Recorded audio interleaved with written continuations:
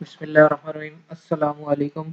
अच्छा स्टूडेंट्स, आज हमारा जो लेक्चर है वो बेसिकली हम लोग मैंने बताया था लास्ट टाइम इस्लामिक फाइनेंसिंग के बारे में थोड़ा डिस्कशन कर रहे थे। थोड़ा सा हमने पिछले लेक्चर में डिस्कशन की थी। तो आज जो है ना हमारा थोड़ा सा जो है ना बैंकिंग के ऊपर जो है ना जो मतलब कुछ टर्मिनोलॉजीज हैं जो इस्लामिक से यूज़ होती हैं उसके बारे में डिस्कशन करेंगे। एक्चुअली ये होता ही है ना कि देखें, इस्लाम में ना बड़ी अल्लाह ताला ने जो है ना हमारा जो दीन है शरीयत जो है ना मुकम्मल दी है। ये बड़ी अल्लाह ने वुसअत रखी है इस लिहाज से कि इंसान जो है ना वो हर हाल में हर दौर के अंदर जिस फ़ितरे में है जिस उसमें है तो अल्लाह ताला ने जो उलमा कराम हमें दिए हैं तो वो हमें ऐसी-ऐसी जो है ना वो बताते हैं कि आप इससे किस तरह इन चीज़ों से निकल सकते हैं। तो इंसान को चाहिए कि उसके साथ बैठे उनसे पूछे कि भई ये चीज़ हम इस अब जो सूदी निज़ाम है हमारा ये पूरा निज़ाम चल रहा है तो इससे कैसे निकलें? इस पे जो है ना एक जो है ना पूरी बुक लिखी गई है और इस पे सारा सिस्टम बनाया गया है। तो कुछ बैंक्स जो है ना उस पे चलते हैं तो बाकी ये कुछ जो है ना इसमें थोड़ी-सी ऊपर-नीचे भी करते हैं। तो ये जो है ना इससे जो है ना सूद से इंसान बच सकता है। तो हम देख लेते हैं इसमें आज कैसी जो है ना ये चीज़ है। तो बैंक जो है ना बेसिकली एक ऐसे तिजारती इदारे का नाम जो लोगों के रकमें अपने पास जमा करा करके ताजिर, सनअतकारों और दीगर ज़रूरतमंद अफ़राद को कर्ज़ फ़राहम करते हैं। ठीक है? जैसे आज हम देखते हैं लोगों की जो सेविंग्स है उनको ले लेते हैं, फिर आगे जो है ना लोगों को इसी तरह कर्ज़ देते हैं या जो भी सिस्टम चल रहा है। तो आजकल वैसे भी इन कर्ज़ों पर सूद वसूल करते हैं, ठीक है? और अमानतदारों को कम शरह पर सूद देते हैं और सूद तो यानी फ़र्क बैंक का नफ़ा होता है। तो ये जो सूद होता है वो बेसिकली बैंक्स का जो है ना वो प्रॉफ़िट्स होते हैं। तो अगर उसकी तारीख को देखें, अगर निज़ाम दर के इर्तिका पर गुफ्तगू करते हुए बताया गया है कि लोग अपना सोना सराफ़ों के पास बतौर अमान रख देते थे। ठीक है? तो वो सोना उनके पास रहता ताकि चोरी वगैरह का खतरा ना हो, सुनार इसकी रसीद लिख देते थे। फिर हफ्ता-हफ्ता इन रसीदों से ही मामलात शुरू हो गए, लोग सोना वापस लेने इसके लिए काम आते थे। तो ये सूरत-ए-हाल देखकर सराफ़ों ने सोना कर्ज़ देना शुरू कर दिया।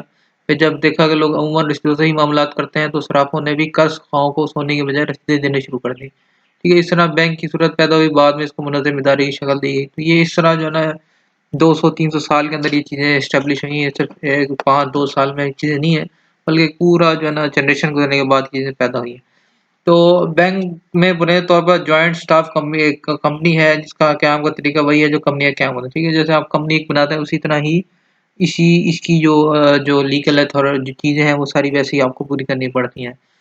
और बैंक लोगों को अपनी अमानतें जमा कराने की दावत देता है, जो फ़िक्री तौर पे कर्ज़ ही होता है, ठीक है? उसको हम कर्ज़ कह सकते हैं, बल्कि आप ये नहीं कह सकते कि उसमें आपने अमानतें रखवाई हैं, ठीक है? इनको उर्दू में अमानतें, अरबी में वादा और अंग्रेज़ी में डिपॉज़िट्स कहते हैं। डिपॉज़िट की कई किस्में होती हैं, ठीक है? उसकी कुछ किस्में एक तो है करंट अकाउंट जो डेली यूज़ होता है, इसको अरबी में अल-हिसाब अल-जारी और उर्दू में मदरवा कहते हैं। इसमें रखी हुई रकम पर सूद नहीं मिलता, इस पे अकाउंट में रखी हुई कोई रकम किसी वक़्त भी जितनी मिक़दार में चाहे बगैर किसी पाबंदी के निकलवाई जा सकती है।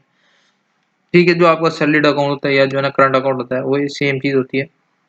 सैलरीड अकाउंट एक अलग ही है, करंट अकाउंट जो है ना इसमें आपके पास पैसे हों, आप जितने मर्ज़ी निकलवा लें। सेविंग अकाउंट होता है जिसको अरबी में हिसाबुल अतफ़ीर और उर्दू में बचत खाता कहते हैं। इसमें रकम निकलवाने में अमूमन मुख्तलिफ़ पाबंदियाँ होती हैं, इस पर बैंक सूद देता है। ठीक है, तो उसमें ऑब्वियस सी बात चीज़ आती है और फ़िक्स्ड डिपॉज़िट में क्या होता है जिसमें वदा सानिया साब्ता कहते हैं और इसमें मुकर्रर मुद्दत से पहले रकम वापस नहीं ली जा सकती। इसमें बैंक भी सूद देता है और सूद की शरह के मुताबिक होता है। तवील मुद्दत में शरह ज़्यादा होती है और कम मुद्दत में शरह कम होती है। तो ये कुछ 2-3 किस्में हैं क्या वो जो है ना वो बढ़ती हैं। तो इन 3 किस्में डिपॉज़िट से बैंक के पास सरमाया जमा होता जाता है और कुछ बैंक का तय सरमाया भी होता है। इसमें तमाम सरमाया को इस्तेमाल करने का तरीका ये होता है कि सरमाया का एक मुकर्रर हिस्सा स्याल शक्ल में स्टेट बैंक के पास जमा कराना ज़रूरी है। मरकज़ी बैंक में अमूमन सरमाया अमूमन ऐसे सरकारी तमग़ात की शक्ल में रहता है जो बआसानी नकद में तब्दील किए जा सकें और इन पर सूद मिलता रहे। ठीक है, ये एक जो है ना वो है कि हमारे पास जो एक अ, मरकज़ी बैंक होता है, ठीक है? मरकज़ी जैसे हमारा स्टेट बैंक है। तो ये स्टेट बैंक जो है ना वो इन सबसे जो है ना थोड़ी-थोड़ी जो बैंक्स होते हैं उसमें 40% है वो इसकी जो है ना वो होती है। तो वो उनसे जो है ना अपने पास रखता है ताकि उनको जो है ना वो रनिंग कंडीशन में लेके आ सकता है पैसों के शक्ल में। तो मरकज़ी बैंक ये तय करता है कि तैयारी बैंक अपनी मानदों कितने फ़ीसद मरकज़ी बैंक में रखेंगे, हालात के तनाव बदलता रहता है। आजकल अमानतों के तकरीबन 40% स्टेट बैंक में रखवाना पड़ता है, ठीक है? जो टोटल अमानतों का जो है ना 40% जो है ना वो स्टेट बैंक में रखा जाता है। स्टेट बैंक तमाम बैंकों को इसका पाबंद करता है, बनाता है इसलिए बैंक में तमाम बेशुमार अफ़राद की रकमें होती हैं। स्टेट बैंक के फ़राइज़ में दाखिल है कि डिपॉज़िटर की हिफाज़त के तहफ़्फ़ुज़ के लिए इरसाल सरमाया से मुराद वो सरमाया है, जो नकद हो या जल्दी नकद पज़ीर हो। तो इसमें ये भी एक चीज़ आ जाती है ना कि एक बैंक है फॉर एग्ज़ाम्पल वो जो है ना जो है ना अगर भाग जाए, अगर वो पैसे लेके भाग जाए तो उसको फिर कौन जो है ना वो किस तरह जो लोग तो इसलिए जो है ना 40% उनकी यहाँ पे वो रखवाई जाती है। ठीक है, इसको अरबी में अंग्रेज़ी में लिक्विडिटी और उर्दू में नकद पज़ीरी कहते हैं। इसमें कैश दूसरे बैंकों में अकाउंट से तहवीज़ शामिल होता है जो बासौलत नकद में तब्दील हो सकती है, जैसे सरकारी तमकात वगैरह। फिर बैंक के कुछ साल समय अपने पास भी रखता है ताकि डिपॉज़िटर के मुतालबात पूरे कर सके। ठीक है, कुछ बैंक अपनी जो है ना वो भी देता है, ऑब्वियस सी बात है आपने करंट अकाउंट खुलाया है, आपको पैसों की ज़रूरत है, आप पैसे फ़ौरन निकलवा लेते हैं। तो ये कुछ हमारा सिस्टम चल रहा है। बैंक के वज़ाइफ में अगर आप बात करें तो बैंक सरमाया जमा करने के बाद कई वज़ाइफ अदा करता है, मसलन तमवील, तख़लीक़ ज़र, बरामद दरामद वास्ता बनना वगैरह, यहाँ इन वज़ाइफ कदरे वज़ाहत की जाती है। तो इसमें जो है ना तमवील जो है ना फाइनेंसिंग करते हैं, जो उधार दिया जाता है, ठीक है? इस तरह बरामद-दरामद में भी जो है ना इसकी जो है ना काफ़ी रोल होता है। फॉर एग्ज़ाम्पल एलसी खुलवानी है, आपने जो है ना जो है ना वो जैसे मिसाल के तौर पे स्पेन से कोई चीज़ मँगवानी है, जैसे हमारी यूनिवर्सिटी है, इन्होंने जो है ना बहुत सारी जो है ना वो ऑपरेटर्स मँगवाए थे। तो ऑपरेटर्स मँगाने का तरीकाकार ये होता है कि जैसे हमारा बैंक जो हमारा यूनिवर्सिटी का बैंक है वो बेसिकली एचपीएल है। तो एचबीएल जो है ना वो हमारे आज यूँ समझ लें कि एक वो बन गया कि भाई इनके पास जो है ना वो इतने पैसे हैं और उन्होंने जो है ना एक जो है ना वो तय कर ली कि इतनी रकम है, इसकी जो है ना पेमेंट है हमने 10 करोड़, 5 करोड़ तक की जो है ना लैब्स मँगवाई है। तो होता ये है कि वो जो है ना बैंक वो जो आपकी ऑब्वियस सी बात है जो है ना यहाँ पे होता ये है कि अब वो भी जो है ना एडवांस पैसे नहीं ले सकते कि भाई पैसे ले जाओ और वो कोई चला जाएगा, इतने स्पेन में बैठा कौन जाके उसको चीज़ें देखेगा। तो इसी तरह जो है ना वो फिर क्या करता है कि जो है ना बैंक को गवाह बनाते हैं। बैंक जो है ना उनको जो है ना वो गवाह बनता है और वो कहते हैं हम जो है ना इसकी वो हैं और पेमेंट के ज़िम्मेदार हम हैं। तो फिर इस तरह जो है ना वो चीज़ वो भेज देते हैं और फिर यहाँ से जो है ना वो जो है ना वो पैसे जब पेमेंट क्लियर होती है जब जो जिसने खरीदा है, तो वो उसको क्लियर करता है तो फिर जो है ना उसकी पेमेंट दी जाती है। तो इस तरह जो है ना एक सिलसिला चलता है दरामद-वरामद में ना। इस तरह जब आपको कोई चीज़ जो है ना आपने कोई भेजनी है चीज़ यहाँ से उसके लिए भी जो है ना आपको काफ़ी चीज़ों की ज़रूरत होती है। तो ये सारी जो है ना फाइनेंसिंग और दरामद-वरामद इसमें जो है ना ये यू बैंक की जो है ना वो वास्ता पड़ता रहता है और यहाँ पे सूदी निज़ाम चलता है। फिर इसके अलावा ये कुछ टॉपिक्स हैं तमवील फाइनेंसिंग को कहते हैं, आप इन चीज़ों को खुद देख लीजिएगा। फिर इस तरह मरकज़ी बैंक है जो स्टेट बैंक उसकी क्या जो है ना वो जो किस तरह उसका जो है ना वो निज़ाम है और सारी चीज़ें इसी में शामिल हैं। तो मैं इसके में डीपली नहीं जाना चाहता, हम थोड़ा-सा जो है ना वो देखेंगे तो इसका मुतबादिल निज़ाम क्या है, इसी जो सिस्टम चल रहा है, इसमें क्या-क्या चीज़ें अल्टरनेट्स की हो सकती हैं। तो हमने कुछ बैंकिंग निज़ाम की वज़ाहत की गई, इससे बात वाज़ेह होगी मौजूदा निज़ाम की बुनियाद सूद है, ठीक है? यहाँ ऑब्वियस सी बात है जो हमारा जितना भी सिस्टम चल रहा है वो सूद पे चल रहा है। अब यहाँ सवाल पैदा होता है अगर सूद खत्म किया जाए तो बैंकिंग निज़ाम चलाने का मुताबिक तरीका क्या हो? इस सिलसिले में अब जो तजवीज़ सामने है इसमें ज़िक्र किया जाता है सूदी बैंककारी मुताबिक से पहले चंद बुनियादी नशीन करना ज़रूरी है। कुछ जो है ना वो है सूदी बैंककारी का मुताबिक तलाश का मतलब ये नहीं होना चाहिए कि मुरवजा बैंक जितने काम जिस अंदाज़ से कर रहे हैं वो सारे कमोबेश इसी अंदाज़ से अंजाम दिए जाते रहें और उनका मकसद में कोई फ़र्क वाक़या ना हो, क्योंकि अगर सब कुछ वही करना है अब तो जो कुछ होता है तो मुताबिल तरीक़ा की कोई ज़रूरत बाकी नहीं रहती। ठीक है? तो मुतादिल जो है ना आपने अगर चीज़ लेके आनी है आप जो है ना उसको उसी सिस्टम को आप यानी वही चलता रहे, जो हमारा ऑलरेडी चल रहा है अब इसमें जो है ना आप चेंजिंग कर लें।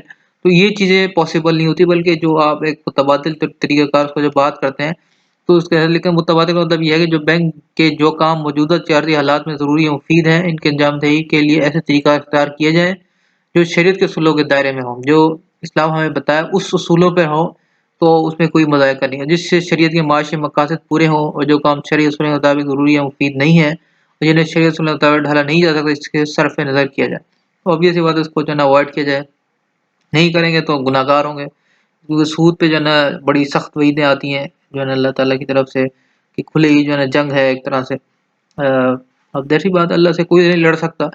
तो इसीलिए जो है ना आज देखें कितना जो है ना सारी वुसअतों के बाद भी जो है ना आज दुनिया तंग है। हम सूदी निज़ाम में जो चल रहे हैं, कितनी अल्लाह ने वुसअत दी है, ज़रूरी चीज़ें हैं, खाने-पीने की अशिया जो है ना वाफ़िर में गुज़ारा है, लेकिन फिर भी जो है ना तंग जो है ना उसमें गुज़र रहा है सिस्टम। और चूँकि सूद की अमानत क्या है अक्सर तक़सीम दौलत के पूरे निज़ाम पर पड़ता है, तो उससे जो है ना क्योंकि अल्लाह ताला ने ये जो सूद का निज़ाम बैन किया इसी वज़ह से इसमें जो है ना इसका जो तक़सीम दौलत होती है इससे जो है ना अमीर अमीर होता जाता है और गरीब गरीब होता जाता है। तो ये एक इसी वज़ह से ना तक़सीम दौलत नहीं हो पाती। इसीलिए ये तवक्को करना भी गलत है कि अगर सूद के शरई मसाइल को बरसरे जो है ना इक़्तिदार लाने से तमाम मुतल्लिक़ फ़रीक़ों के नफ़ा का तनासब भी वही रहेगा जो सूदी निज़ाम में पाया जाता है।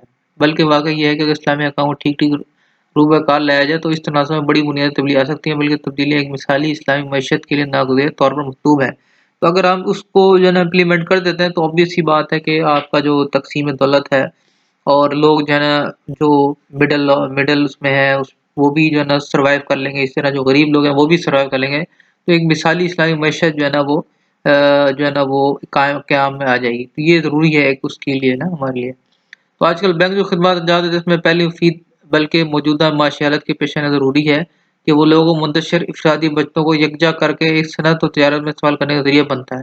ठीक है? तो ये ऑब्वियस सी बात है कि लोगों की जो डिफरेंट जो है ना मेरे पास कुछ पैसे हैं, आप लोगों के पास हैं, तो बैंक में रखवा लीजिए। तो आपने जो है ना मेरे मिसाल के तौर पर एसबीआई में मैंने सैलरी आती है, हमारा उसमें चल रहा है सिस्टम। तो आप में से बहुत सारों ने थोड़े-थोड़े पैसे रखवाए तो एक बड़ा जो है ना उनके पास रकम बन जाती है इस तरह जो है ना। तो वो ऑब्वियस सी बात है कि ये जो है ना अगर वो तिजोरी में पड़े रहे, अगर मैं अपने घर में रखूँ तो सनअत और तिजारत को फ़रोग़ में कोई फ़ायदा हासिल नहीं किया जा सकता। तो उससे जो है ना ये जितनी भी सिस्टम है उसको फ़ायदा ना होगा और ज़ाहिर है कि फ़ाज़िल दौलत सब सुस्त पड़ा रहना ना शरई एतबार से मतलूब है, ना अक़ली ना और माशी एतबार से भी इसे मुफ़ीद कहा जा सकता है। ठीक है? तो ये जो एक जो एक्स्ट्रा हमारे पास रकम होती है, सेविंग होती है, वो अगर आप वैसे ही पड़े रहें, तो ये शरई एतबार से भी जो है ना मतलूब है, ना अक़ली और माशी एतबार से भी इसे जो है ना हम नहीं कह सकते कि जो है ना वो ये है मुफ़ीद है, इस तरह की चीज़ें। चुनांचे जो मरकज़ी निज़ाम बैंक की हैसियत महज़ ऐसे इदारे की है जो रुपए का लेन-देन करता है, इस बात का सरोकार नहीं कि इस रुपए की जो कारोबार हो रहा है, इसका मुनाफ़ा कितना है, इससे किसको फ़ायदा हो, किसको नुकसान पहुँच रहा है। तो वो इसका जो है ना इस चीज़ को नहीं देखता कौन जो है ना उन्होंने सिर्फ़ एक जस्ट आपको कर्ज़ देना है, फिर आपसे नहीं पूछना है कि उनको सिर्फ़ इससे करते हैं कि उनको कितने जो है ना प्रॉफ़िट मिल रहा है। वो सिर्फ़ ये चीज़ें देखते हैं। तो इस्लामी अहकाम के रूप से बैंक ऐसे इदारे की हैसियत में बाकी नहीं रह सकता जिस काम से रुपए का लेन-देन हो, इसकी बजाय इसको ऐसा तिजारती इदारा जो है ना बनाना पड़ेगा। ये बड़ी अहम बात है कि उसको हम जो है ना एक बिज़नेस जो है ना वो कह सकते हैं कि ये ऑर्गनाइज़ेशन है, जो बहुत से लोगों को बचतों को इकट्ठा करके इसको बराह रास्त कारोबार में लगाए और सारे लोगों को जिनकी बचत इसमें जमा की है, बराह रास्त कारोबार में हिस्सेदार बने। इसका नफ़ा-नुकसान इस कारोबार को नफ़ा-नुकसान से वाबस्ता हो, जिनको सरमाया से बिल-आख़िर अंजाम दिया जा रहा है। लिहाज़ा सूदी बैंकारी के मुताबिक जो इंतज़ाम तजवीज़ किया जाएगा, इस पे एतराज़ ना होना चाहिए कि बैंक ने अपने साबिक़ा हैसियत ख़त्म कर दी और बज़ाते खुद एक जारीदार बन गया, क्योंकि इसके बगैर वो ज़रूरत पूरी नहीं हो सकती, इसलिए मुतबादिल निज़ाम की तलाश की जा रही है। ठीक है? तो आपको जो है ना ये से कोई वो नहीं हो जाएगी, भई ये इन्होंने तो अपना बिज़नेस शुरू कर दिया और ये चीज़ है। तो ये ऑब्वियस सी बात है अगर आपने इस सिस्टम को इसी तरह रखना है, तो थोड़ी बहुत आपको चेंजिंग करनी पड़ेगी और ये रिक्वायर्ड है। और चौथी बात ये है कि जो सदियों से जमे और बैठे किसी निज़ाम को बदल करने की जगह एक नया निज़ाम जारी करने में हमेशा मुश्किलात होती हैं। लेकिन अगर निज़ाम की तब्दीली ज़रूरी हो, तो सिर्फ़ इन मुश्किलात के बिना पर नए निज़ाम को नाक़ाबिल अमल करार देना किसी तरह भी दुरुस्त नहीं। ऐसे में इन मुश्किलात का हल तलाश किया जाता है, इन मुश्किलात के खौफ़ से पेशकदमी नहीं रोकी जा सकती। ऑब्वियस सी बात है, सालों-साल से जो है ना सदियों से जो है ना एक निज़ाम चला आ रहा है, तो उसको एकदम आप जो है ना कहें कि चेंज कर दो, ये पॉसिबल नहीं है। बल्कि जो है ना आहिस्ता-आहिस्ता ऑब्वियस सी बात है उसमें हर्डल्स आएँगी, मुश्किलात आएँगी, लेकिन क्या है कुछ न कुछ जो है ना उसको जो है ना वो सही कर लेते हैं, आहिस्ता-आहिस्ता जो है ना मुश्किलात का हल तलाश किया जाता है। तो ये जो है ना इन मुश्किलात की वजह से आप ये भी नहीं रख सकते कि पेशकदमी रोकी जाए या उसको जो है ना वो हमसे नहीं हो सकता, ये मुश्किल है। तो इसका जो है आप शरई तरह जो है ना तरीक़ेकार हम देख लेते हैं, जो इस्लामी लिहाज़ से जो है ना वो ठीक है। तो अब वो तजवीज़ पेश की जाती है जो बैंकिंग शुरू के मुताबिक चलाने की पेश की गई। इससे पहले जो है ना बैंकिंग का ताल्लुक दो तरफ़ा है। अच्छा, अब ये 2 चीज़ें बड़ी अहम हैं कि एक तरफ इसका ताल्लुक इन लोगों से होता है जिन्होंने अपनी रकमें बैंक में रखवाई हैं।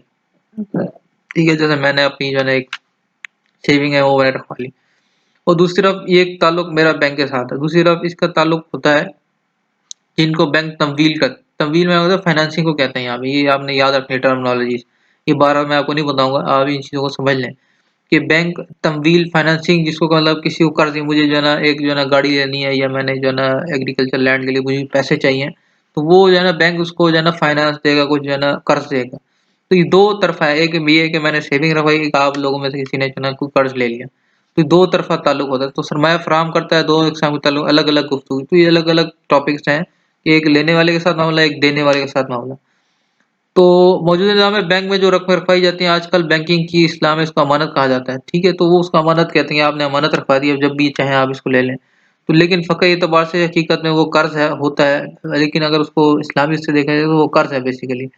अगर बैंक को इस्लामी तरीके से लाया जाए तो उसे अमानतदारों के साथ बैंक शिरकत या मुज़ारबा का हवाला करेगा। तो अगर इस्लामी तरीका देखा जाए तो आपने जो रकम दी है तो वो ऑब्वियस सी बात है वो उसको फिर बैंक शराकत या मुज़ारबत का अमल किया, आपने जो है ना पैसे दे दिए हैं, हम इसको बिज़नेस में लगाएँगे कहीं भी।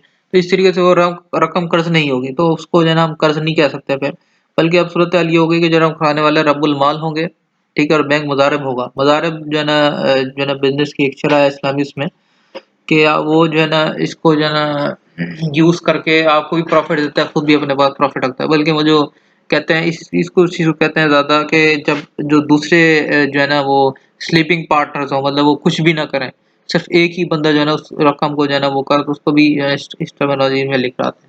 तो लगा हुआ सरमाया रईसुल माल होगा, तो जो माल लग रहा है तो वो रईसुल माल होगा, ठीक है। तो ये चीज़ें आपने कुछ याद रखनी है, रबुल माल हो गया, मज़ारिब और रईसुल माल, ठीक है। इस पर बैंक किसी ख़ास शरह से नफ़ा देने का पाबंद नहीं होगा, बल्कि जो नफ़ा हासिल होगा वो एक तयशुदा तनासब के मुताबिक तक़सीम होगा। तो ये नहीं हो सकता कि बैंक ये कहे जी हम जो है ना आपने जो हमें जो है ना वो इतनी आप पैसे रखवा दें, तो उसमें हम इतना प्रॉफ़िट दे देंगे, बल्कि ये होगा कि जो प्रॉफ़िट आ जाएगा आपके पास, वो उसकी जो है ना आप उसको तक़सीम करेंगे। तो ये इस्लामी जो है ना हमारा सिस्टम है। तो इसमें शिरकत और मुज़ारबत में अगर हम बात करें, सूद का सही इस्लामी मुतबादिल शिरकत और मुज़ारबत का तरीका है, तो ये अल्टरनेटिव है फिर जो है ना इस्लामी जो है ना उसके लिहाज से देखा जाए, तो जो सूद से बदरजा अच्छे नतायज का हामिल है, ये तमवील का नहायत मिसाली आदलाना मुनसिफ़ाना तरीका है, ठीक है। ये तमवील में होता है कि फाइनेंसिंग को कहते हैं, तो उसका मिसाली आदलाना मुनसिफ़ाना तरीका है, जिसकी तस्लीम में बहुत अच्छे नतायज मुरतब हुए हैं, उसके बड़े अच्छी जो है ना वो आती है, जो है ना वो रिज़ल्ट्स आए हैं। तो इससे बैंकिंग का तस्वुर भी ख़त्म हो सकता है कि बैंक कारोबार के अमल से बिल्कुल अलग-थलग रहते हुए सिर्फ़ सरमाया फ़राहम करने के लिए वास्ता बनता है। शिरकत और मुज़ारबत का निज़ाम जारी होने की सूरत में बैंक को ख़्वाह नाम बैंक ही रहे, लेकिन बैंक की हैसियत ख़त्म हो जाएगी। अब बैंक का बाकायदा कारोबार में अव्वल दख़ल होगा। इसमें क्या होगा कि जो मतलब फॉर एग्ज़ाम्पल मैंने जो है ना एक पोल्ट्री फार्म लगाना है, तो पोल्ट्री फार्म में जो है ना मुझे कुछ पैसों की ज़रूरत है, तो वो जो पैसे हैं, तो अब मैं ऑब्वियस सी बात है, अगर बैंक के पास जाता हूँ, तो बैंक मुझे इस चीज़ की उसके पास ऑलरेडी लोगों की जो है ना वो उसने जो इसको जो है ना वो सेविंग्स कहते हैं, तो वो कर्ज़ है बेसिकली। तो वो उसके पास रखा होगा बहुत सारे लोगों, तो वो आपको दे देगा और फिर उसमें वो कारोबार में शामिल होगा। मिसाल के तौर पे उसमें जो आपको फ़ायदा होगा, तो वो क्या कहेगा, हम जो आपसे प्रॉफ़िट हो रहा है, हम वो आपसे लेंगे।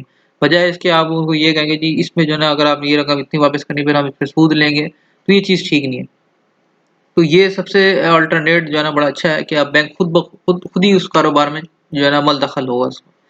तो शिरकत वगैरह में बुनियादी फ़र्क ये होता है कि शिरकत में शुरका सरमाया में भी हिस्सा होता दार होता है, अमल में हिस्सेदार होता है, ठीक है?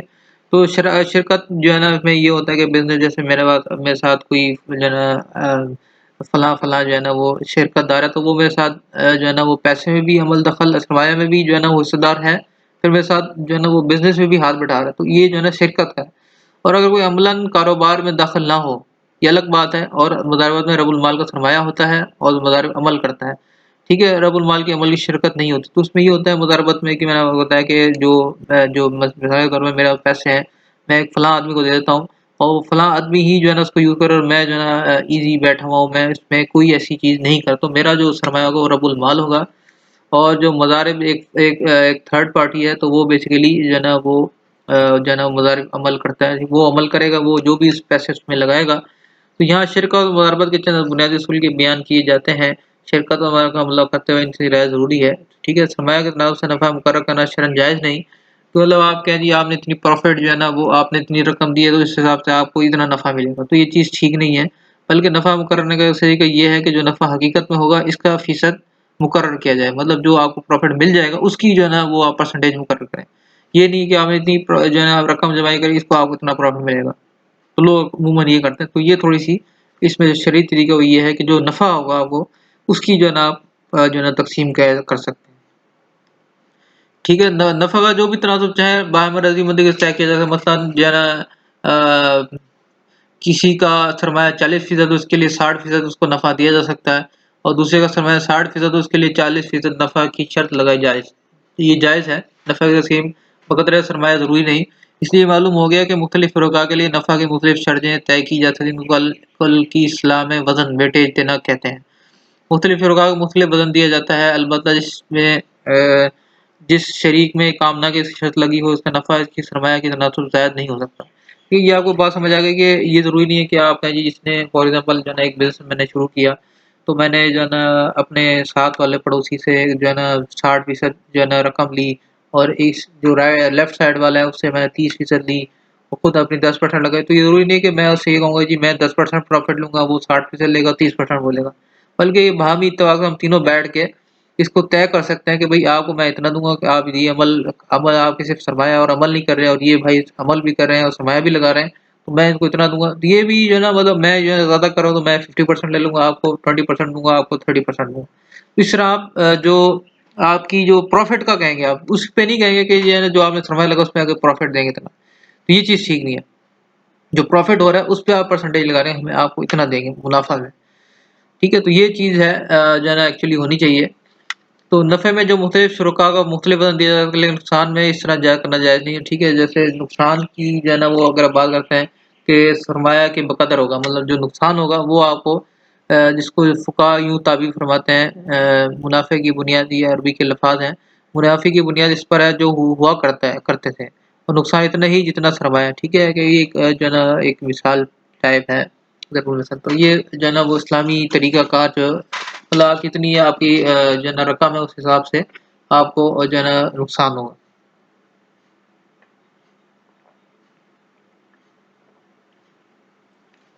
अच्छा यहाँ पे अ, असल इस्लामी तरीका तो मुशारका और मुज़ारबा ही है मगर बाज़ हालात में मुशारका मुज़ारबा मुमकिन नहीं होता।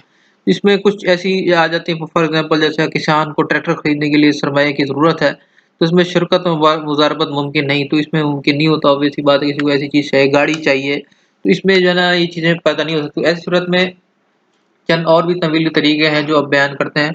इसमें सबसे पहले इजारा, ये आपने लफ्ज़ सुना होगा इजारा जो है ना कार का जो इजारा है इस्लामिक टर्मिनोलॉजी इसमें इसको इजारा कहते हैं, जो कार फाइनेंसिंग इसको हम कहते हैं। तो इसका जो तरीक़ाकार क्या है कि इसको लीज़िंग कहा जाता है, ठीक है? आम लफ्ज़ों में और ये एक बात वाज़ेह है आप समझ लीजिएगा इसकी वज़ाहत पहले कंपनी के सरमाया की फ़राहमी के अनुमान से हो चुकी है।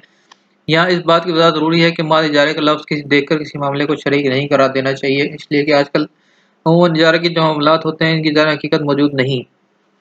इजारे की हकीकत ये है कि मुअज्जर जो लेसर है, जो मशीनरी वग़ैरह इजारे पर दे रहा है, इसका मालिक और ज़िम्मेदार हो मगर तमवीली इजारे में आजकल अमलन ऐसा नहीं होता। ठीक है? तो ये जो है ना बहुत सारे बैंक हैं उन्होंने इजारे का नाम दे दिया लेकिन जो एक्चुअल में वो ऐसा नहीं कर रहे, बल्कि वो इसमें जो है ना यूँ समझिए कि जो है ना सिर्फ़ जस्ट नाम दे देते हैं और जो है ना टर्मिनोलॉज़ीज़ अपने इस्तेमाल करते हैं। तो इसीलिए जब भी आप इजारा कोई कराएँ तो उसकी जो है ना वो सारी जो है ना वो पढ़ें, शराइत क्या हैं। और उसके बाद जो है ना उसको जो है ना वो उलमा से पूछें कि ये हमारे लिए मेरे लिए ठीक है कि नहीं ठीक? और वो कहते हैं ठीक है, तो फिर आप उसको जो है ना वो कराएँ। तो इस मशीन की किसी किस्म का ज़िम्मेदार नहीं लेता, तो इसमें जो है ना बड़ी सबसे अहम चीज़ ये है कि जो लीज़ में अगर कोई चीज़ आपको देता है फॉर एग्ज़ाम्पल बैंक ने दी है, तो उसमें उसने क्या करना है कि उसने वो मालिक उस चीज़ का खुद होगा, ठीक है? ये एक बड़ी अहम चीज़ है कि वो आपको सिर्फ़ एक चीज़ दे रहा है और कहेगा कि आप इसको चलाएँ और उसका जो है ना मुझे किराया दें आप।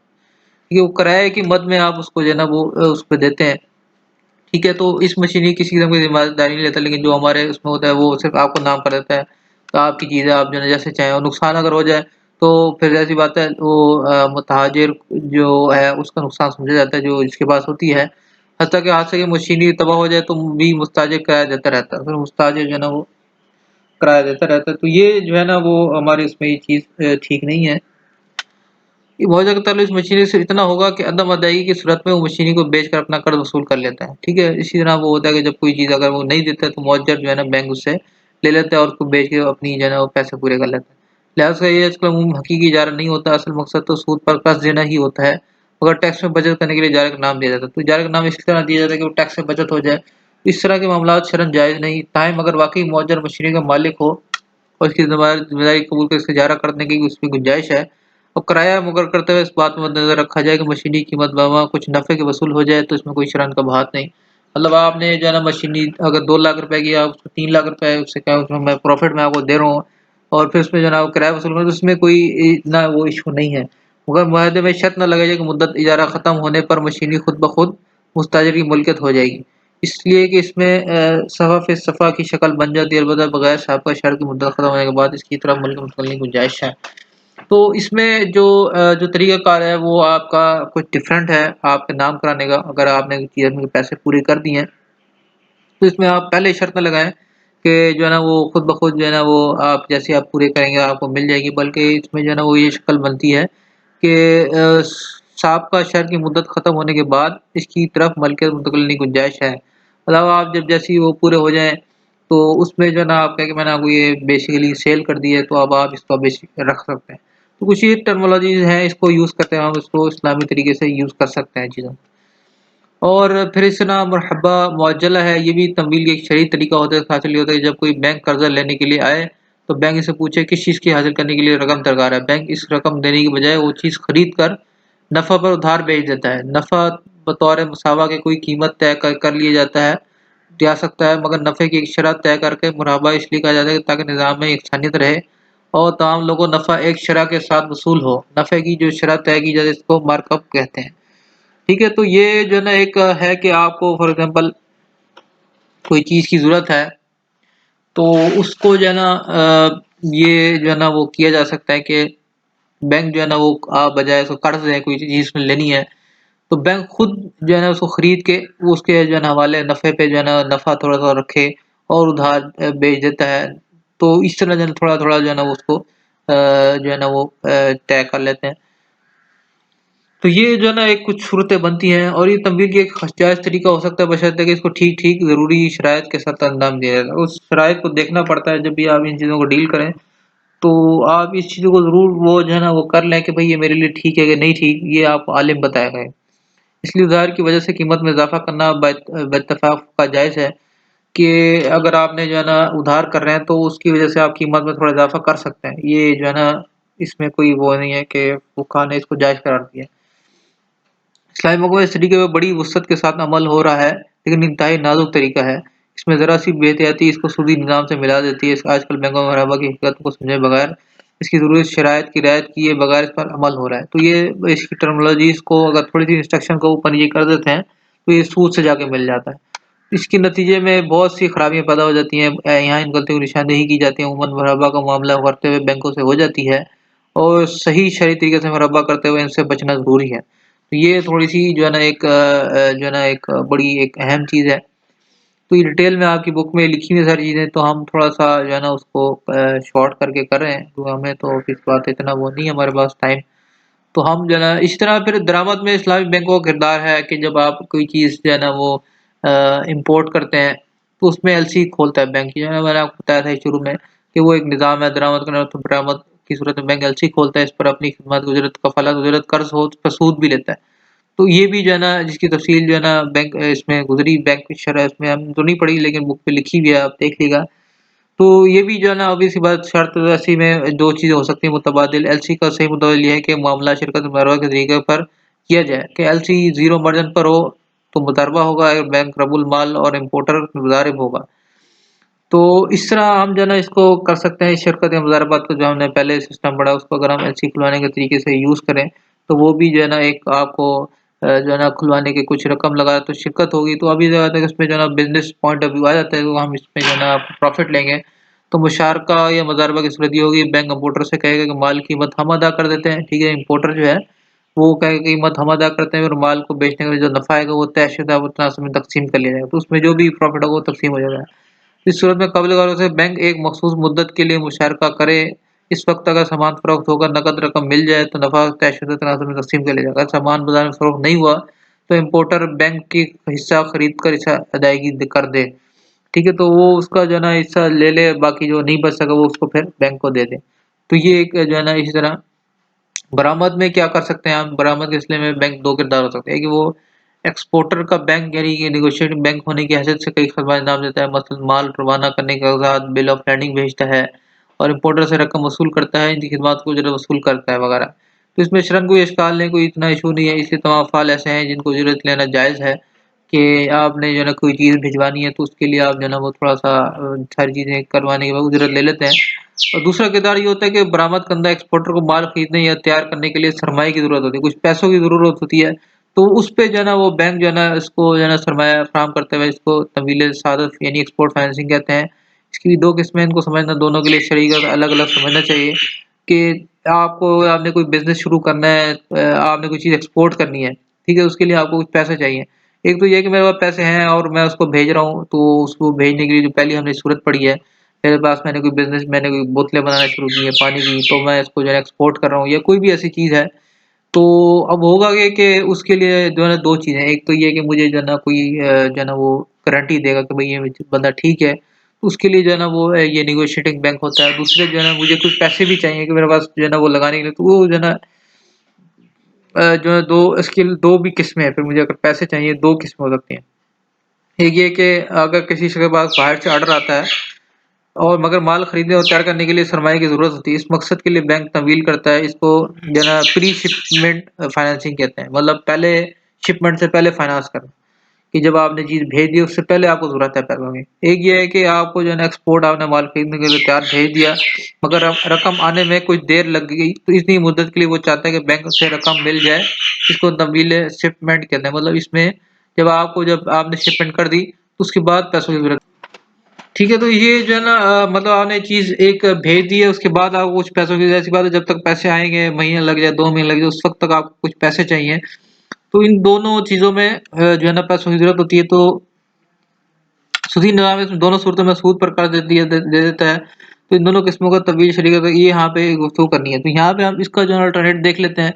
तो इसमें फिर ये होता है कि इसकी बेहतर सूरत ये है कि बैंक अमील के दरमियान शिरकत या मुज़ारबा का माहदा हो कि अमील भी कुछ सरमाया लगा रहा है तो शिरकत होगी, और अगर वो अपना सरमाया ना लगा रहा हो तो मुज़ारबा का अक़द होगा। ठीक है? तो ये दोनों सूरतें हो सकती हैं। अगर आपके पास सरमाया बिल्कुल नहीं है तो उसमें जो है ना वो मुज़ारबे की सूरत बन सकती है, और अगर वो लगा रहे हैं तो फिर शिरकत की जो है ना सूरत बन सकती है। तो अमील बैंक से सरमाया लेकर माल खरीदेगा या तैयार करेगा, फिर बाहर भेजेगा, जो नफ़ा होगा तक़सीम हो जाएगा। इस सूरत में मुशारबा या मुज़ारबा के आसान भी है। इसके लिए अमील का दूसरे मुल्क खरीदार इम्पोर्टर से मुआहदा हो चुका है और कीमत भी तय हो चुकी है। इधर माल की तैयारी पर लागत कम ये नज़र है। इस बात की बदौलत अंदाज़ा लगाया जा सकता है कि इस मामले के नतीजे में कितना नफ़ा होगा। ठीक है, अलबत्ता इसमें मुश्किल हो सकती है कि अमील ने माल मतलूबा सिफ़ात के खिलाफ भेज दिया, तो ये एक जो है ना थोड़ी-सी मुश्किल आ सकती है कि अगर आपने वैसी चीज़ ना भेजी, तो दूसरी तरफ माल वसूल नहीं किया जाएगा। तो इसमें बैंक का भी नुकसान होगा। तो उसका हल ये हो सकता है कि मुशारबा या मुज़ारबत के माहदे में बैंक ये शर्त लगा दे कि माल माल मतलूबा सिफ़ात के मुताबिक भेजना होगा। अब भी अगर इसे मतलूबा सिफ़ात के खिलाफ माल भेजा, तो इसका ज़िम्मेदार अमील होगा, बैंक इसका ज़िम्मेदार नहीं होगा। इसके लिए शर्त की मुखालफत की वजह से अमील की तरफ से तादी है, वो तादी की सूरत में शिरकत की मुज़ारबा को ज़ामिन बनाया जा सकता है। तो ये थोड़ी-सी कुछ आप अल्टरनेट जो है ना चीज़ें कर लें, तो आपको जो है ना बहुत अच्छे नताइज मिल सकते हैं, इस्लामी मईशत जो है ना वजूद में आ सकती है। ठीक है, तो ये कुछ टॉपिक था, इसमें फिर जो है ना और भी बहुत सारी चीज़ें हैं, पब्लिक फाइनेंसिंग है और जो है ना इंश्योरेंस का मामला है, तो तामीन इसको कहते हैं। तो ये भी जो है ना इस्लामी चीज़ों के मुताबिक हो सकती है, लेकिन मुझे ये लगा कि बहुत फिर जो है ना ज़्यादा हो जाएगा। तो मैंने थोड़ा-सा एक जनरल आपको मैंने चीज़ें बता दी हैं, जो इस्लामी लिहाज़ से इस्लामी अगर फाइनेंस की अगर बात करें तो वो ठीक है हमारे लिए। और अगर हम इसमें थोड़ी-सी चेंजिंग कर लेते हैं तो फिर हमें सूद बन जाता है, और सूद ऑब्वियस सी बात हमारे लिए जो है ना बड़ा वबाल का ज़रिया बनता है। जैसे आज हमारे साथ हो रहा है और जो है ना हम पाकिस्तान जो है ना सूदी कर्ज़ों में जकड़ा हुआ है। तो ये इसका जो है ना फिर हल कोई नहीं निकलता है, करते-करते ये चीज़ें बढ़ती जाएँगी, कम नहीं होंगी, जब तक हम इस्लामी सिस्टम को इम्प्लीमेंट नहीं करेंगे। तो इसीलिए जो है ना इन चीज़ों पे बड़े ज़रूरी है अमल का दखल करना, और अगर ये नहीं करेंगे तो हमारे लिए ये चीज़ें बढ़ती जाएँगी। ठीक है, तो ये आज आपका लेक्चर था, उम्मीद है आपको ये समझ आई होगी। अगर कोई चीज़ नहीं समझ अगेन आप मेरे से पूछें, और जो है ना इसमें जो भी आपकी वो है क्वेरीज़ हैं वो ज़रूर मुझसे पूछिएगा। इंशाल्लाह फाइनल टर्म है, इसके बाद आपके उसको जो है ना उसके बाद जो है ना आपसे जो है ना इंशाल्लाह मुलाकात होगी। अस्सलामु अलैकुम।